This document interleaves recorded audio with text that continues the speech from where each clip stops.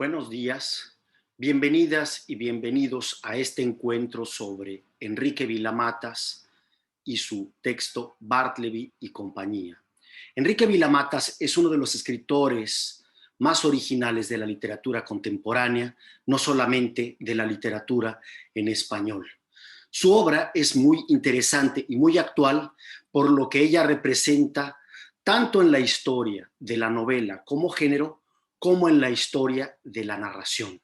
Su obra se revela actual en la medida en que nos permite pensar la literatura actual, que es consciente de sí misma, que rompe con los límites del género, que cuestiona la ficción y la no ficción y que piensa su lugar dentro de la tradición. Podríamos decir que, de manera consciente, en él se observa la literatura yendo en dirección a sí misma, en la medida en la que la literatura realiza todo aquello que está dentro de su potencial y que solamente ella puede ofrecer.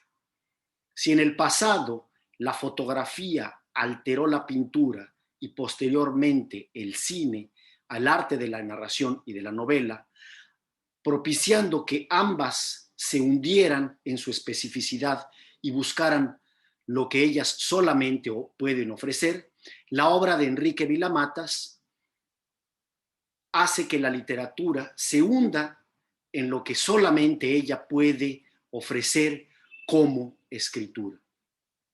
En sus libros podemos observar una problematización de lo que es un autor, quién escribe y desde dónde escribe. Se problematiza también la ficción y la figuración del yo. ¿El que escribe realmente se apaga? ¿De dónde viene la idea de la neutralidad de un texto ficcional? También se problematiza el género, su pureza y sus cruces, es decir, la novela, el ensayo, la autobiografía, que convergen en los textos de este escritor. Al mismo tiempo, se coloca en perspectiva el papel activo del lector y de la lectura, del cual Borges ya nos había alertado. No es verdad que un texto sin un lector que lo actualice pierde su razón y no existe en cuanto tal. Al mismo tiempo, la obra de Enrique Vila-Matas nos permite comprender la relación entre la obra singular y el sistema literario. ¿De dónde viene, por lo tanto, el mito de la obra única e irrepetible? Son esos los temas o las coordenadas que pretendo abordar en esta breve presentación sobre Enrique Vila-Matas. Este escritor, que nace en 1948, tiene estudios de Derecho y Periodismo y muy joven comienza a trabajar como redactor en diversas revistas. Incursiona en el mundo de la cinematografía, realiza 2 cortometrajes y participa de otros que fueron censurados durante la época del franquismo. Fue en el año de 1971, mientras realizaba su servicio militar, que escribe su primera novela, llamada Mujer en el espejo contemplando el paisaje.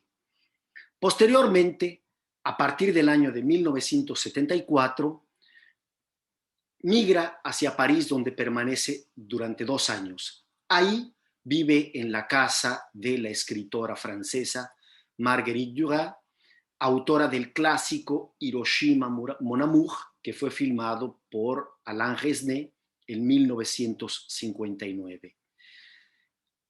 Es preciso decir que de este célebre director de la famosa Nouvelle Vague, que filma una película que se llama El último año en Marienbad, Vila-Matas toma el nombre de esa misma ciudad, Marienbad, para apropiarse de ella en uno de los capítulos de Historia abreviada de la literatura portátil, texto del cual les hablaré en un breve momento.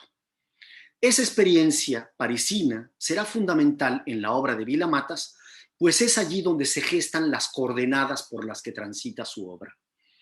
Podríamos decir que Vila-Matas es quizás el autor español más afrancesado. Es decir, sus primeras obras transcurren o se alimentan de las 3 primeras décadas de la París del siglo XX, que fue el lugar donde convergían las vanguardias del siglo XX. De ahí mismo, del espíritu de las vanguardias, toma un texto de Ernest Hemingway, París era una fiesta, y él escribe en 2003, París no se acaba nunca. De su relación con la cultura francesa se alimenta sus primeras obras y el resto de las que vienen después en las continuas citas que hace de pensadores y filósofos o de teóricos como Maurice Blanchot, Roland Barthes, Jacques Derrida, así como del dadaísmo y el surrealismo que se realizan y convergen en París, así como del escritor alemán Walter Benjamin de su periodo francés. Por lo tanto, el periodo francés va a ser muy importante cuando pensemos cómo se delinea el proyecto cultural y literario de Enrique Villamatas.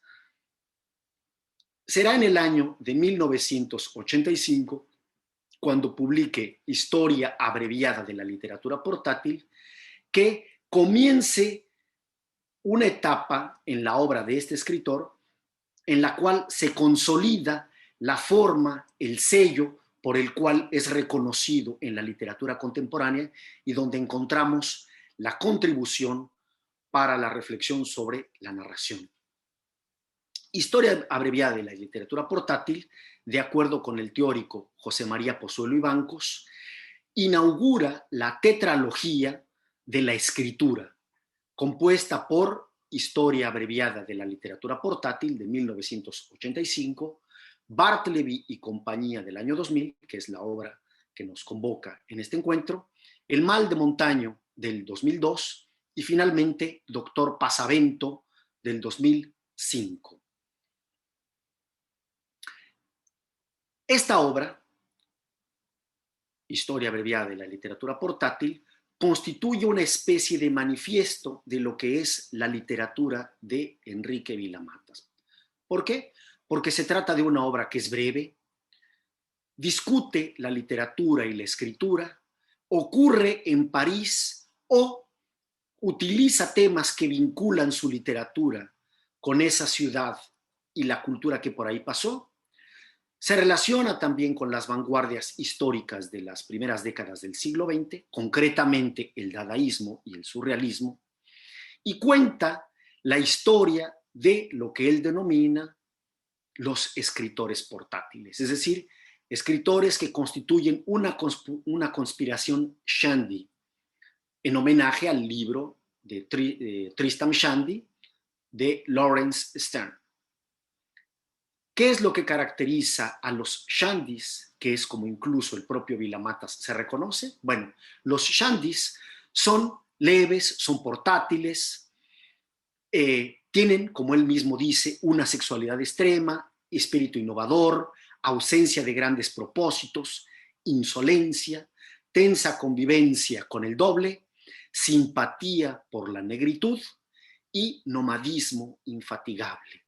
Es preciso decir que en algún momento de la obra él vincula el nombre Shandy a un acróstico en español que sería: si hablas alto, nunca digas yo, tomando las iniciales de cada una de esas palabras, Shandy.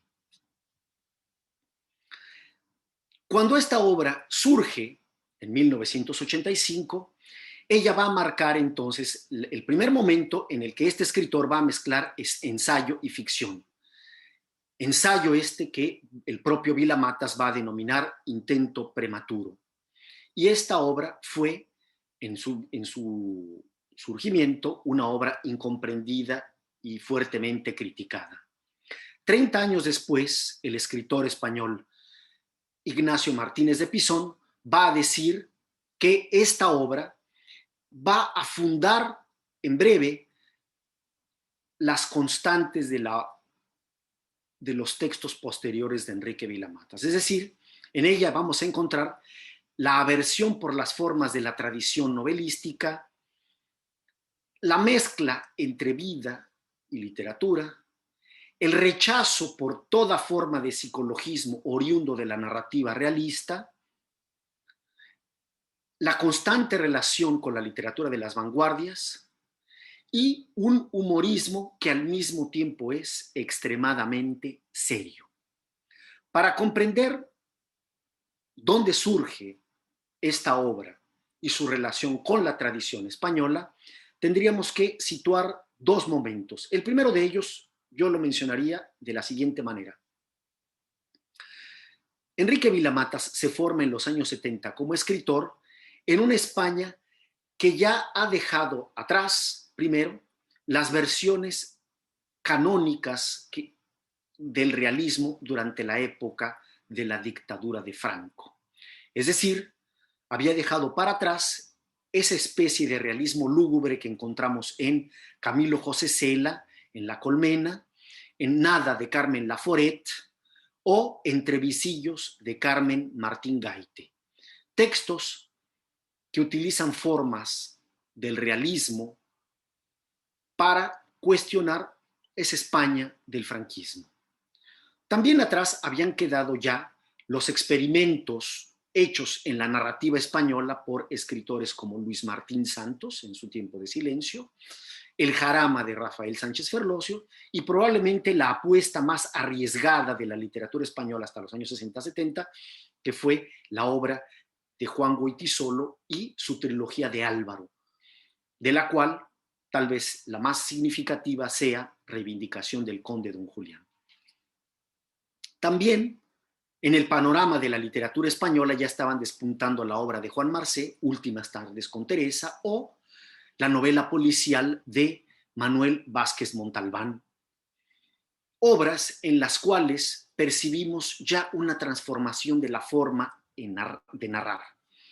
Al mismo tiempo, están ya quedando para atrás la movida y la contracultura que animaron a la España de los años 60 y 70, y también el impacto de los autores del boom de la literatura hispanoamericana, que tuvieron como epicentro no solamente España, sino Barcelona en tanto centro editorial, autores con los cuales Vilamatas tomó contacto y conocimiento. En un segundo momento, no podemos olvidar que en ese recuento con la tradición, la Guerra Civil Española y el franquismo rompen con una línea de la literatura española muy viva que queda truncada a partir de esos movimientos políticos. ¿Cuáles son esos? Las vanguardias, concretamente el movimiento ultra que condensa el creacionismo y el ultraísmo, y la generación del 27. Sabemos que los autores de la generación del 27, así como los sobrevivientes de las vanguardias, sufren una interrupción estética con el movimiento armado, de tal modo que algunos se van a la diáspora, otros mueren como Lorca, y los que se quedan tienen que autocensurarse o sufren censura o se apagan como escritores. Pues bien, la obra de Enrique Vilamatas va a representar un conectar nuevamente con aquella tradición que había quedado cortada o interrumpida por los años de la guerra, los del franquismo y los inmediatamente posteriores. Eso es lo que se va a percibir, por lo tanto, en Historia abreviada de la literatura portátil. Vamos entonces a ver al texto y ver cómo este texto explica la literatura posterior de Enrique Vilamatas, puesto que aquí están condensados ya los elementos por los cuales ella va a transitar. Como es perceptible a primera vista, se trata de un texto que tiene título de ensayo, o sea, Historia abreviada de la literatura portátil, parece una historia, tiene escritura ensayística, es decir, el yo que escribe utiliza una forma referenciada muy próxima al ensayo y razona al mismo tiempo como un ensayo. El narrador aquí se presenta predominantemente en tercera persona, aunque en algunos fragmentos y hacia el final se coloque como primera persona. Trátase de un texto en el cual prácticamente no hay trama y ni siquiera personajes, sino figuras históricas, y está construido de manera episódica por capítulos. En este texto se describe como un conjunto de artistas o filósofos, entre los cuales podríamos